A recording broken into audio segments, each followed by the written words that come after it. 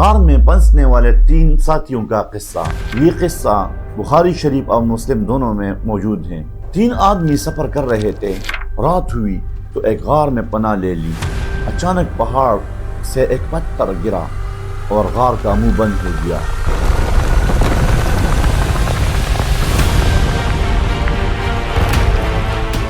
اب نہ باہر نکل سکتے تھے نہ کوئی مددگار تھا، تو اب کیا کرے؟ انہوں نے آپس میں مشورہ کیا، اللہ سے اپنے نیک اعمال کے وسیلے دعا کرتے ہیں۔ پہلا شخص اپنی والدین کی خدمت کا واسطہ پیش کیا۔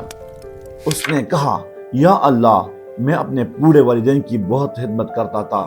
میں پہلے انہیں دودھ پلاتا تھا، پھر اپنے بچوں کو۔ ایک دن دیر ہو گئی، وہ سو گئے، مگر میں نے انہیں نہیں جگایا اور صبح تک کھڑا رہا۔ یا اللہ، اگر میں نے یہ کام صرف اور صرف تیری رضا کے لیے کیا ہے تو ہمیں نجات دے دے۔ پتھر تھوڑا سا ہٹ گیا مگر راستہ نہ کھلا۔ دوسرا شخص، اس نے گناہ سے بچنے کا واسطہ پیش کیا۔ اس نے کہا، یا اللہ، مجھے اپنی چچا زاد سے بہت محبت تھی۔ میں نے اسے گناہ کی دعوت دی، وہ تیار نہ ہوئی۔ پھر ایک وقت آیا جب وہ مجبور تھی۔ جب میں اس کے قریب پہنچا تو اس نے کہا، اللہ سے ڈرو، ناجائز کام نہ کرو۔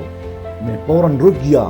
یا اللہ، اگر میں نے تیرے خوف سے یہ کام چھوڑا ہے تو ہمیں اس مصیبت سے نجات دے دے۔ پتھر اور ہٹ گیا مگر راستہ اب بھی بند تھا۔ تیسرا شخص، اس کا تیسرا ساتھی، اس نے امانتداری کا واسطہ پیش کیا۔ اس نے کہا، یا اللہ، میں نے ایک مزدور کی اجرت دینی تھی، وہ چلا گیا۔ میں نے اس کی اجرت کو کاروبار میں لگایا، یہاں تک کہ وہ بہت بڑھ گئی۔ جب وہ واپس آیا، میں نے اسے سب کچھ دے دیا۔ یا اللہ، اگر میں نے یہ کام صرف اور صرف تیری رضا کے لیے کیا تھا تو ہمیں اس مصیبت سے نجات دے۔ پتھر مکمل ہٹ گیا اور تینوں ساتھی بحفاظت باہر نکل آئے۔ اس واقعے سے ہمیں یہ سبق ملتا ہے کہ نیک اعمال مشکل وقت میں کام آتے ہیں۔ اللہ کے لیے کیا گیا ہر عمل محفوظ رہتا ہے۔